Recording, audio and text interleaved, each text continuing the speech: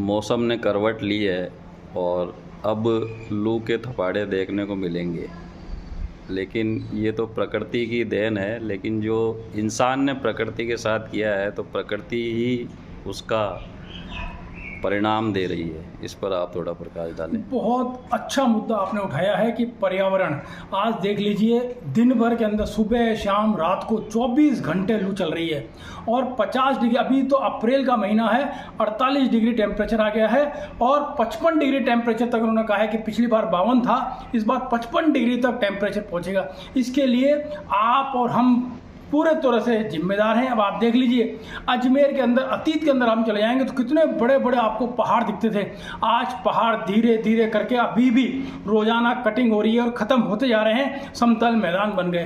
कितने पेड़ थे, हर जगह हरियाली हुआ करती थी, जितने हाईवे बने पेड़ काट दिए और घोषणाएं बहुत बड़ी कर दी, एक पेड़ काटेंगे 100 पेड़ लगाएंगे, उसकी जगह एक जो कटा वो भी नहीं लगा। इतने बड़े बड़े विशाल बरगद के पेड़ थे, पीपल के पेड़ थे, नीम के पेड़ थे, जिसके अंदर सैकड़ों लोग बैठ सकते थे। गाड़ियां, ट्रक वाले होते थे, बस वाले होते थे, राहगीर सब आकर के उस पेड़ों के नीचे अपने करते थे, पशु पक्षी आकर बैठते थे।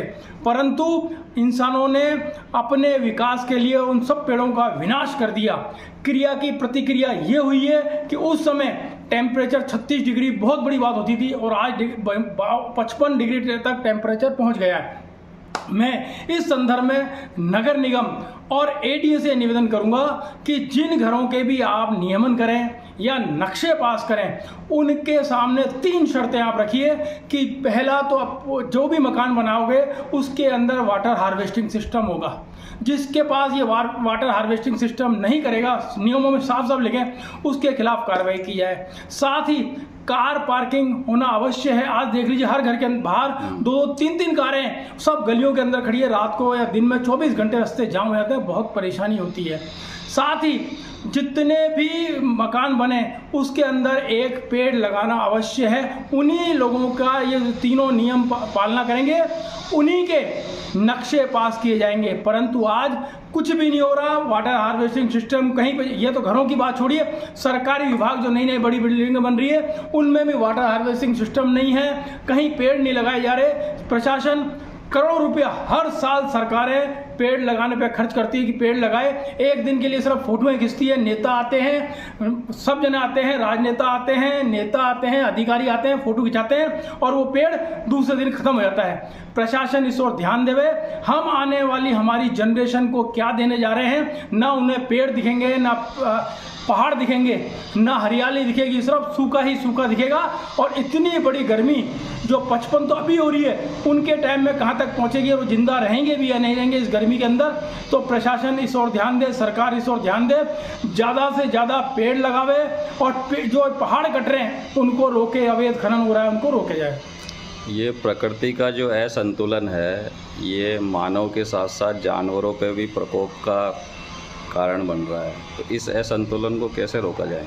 असंतुलन तो इंसानों ने किया है, प्रकृति तो अपना ही वो कर रही है। हर बार जो बरसात आती है, सर्दी पड़ती है, गर्मी पड़ती है, वही ऋतुएं हैं, परंतु इंसानों ने अपने फायदे के लिए सब कुछ कर दिया। चलो इंसान तो बोल लेता है एसी में बैठ जाएगा, कहीं पे भी ठंडा पानी के कैंपर मंगा लेगा, ठंडी आइस ले लेगा, परंतु पशु पक्षियों ने कौन सा गुनाह किया?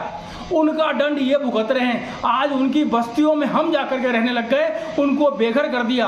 आज वो पशु पक्षी कहाँ जाए, कहते बंदर आ गए, बंदरों की बस्तियों में तो हम रहने लग गए, शेरों की बस्तियों में तो हम पहुंच गए। उनके लिए कहीं पर भी छाए की व्यवस्था नहीं है। पहले बड़े बुजुर्ग घरों के बाहर पानी की खेलियां रखते थे, कुएं के बाहर खेलियां हुआ करती थी पानी भरने की, कि जहाँ पशु पक्षी आकर के पानी पी लें।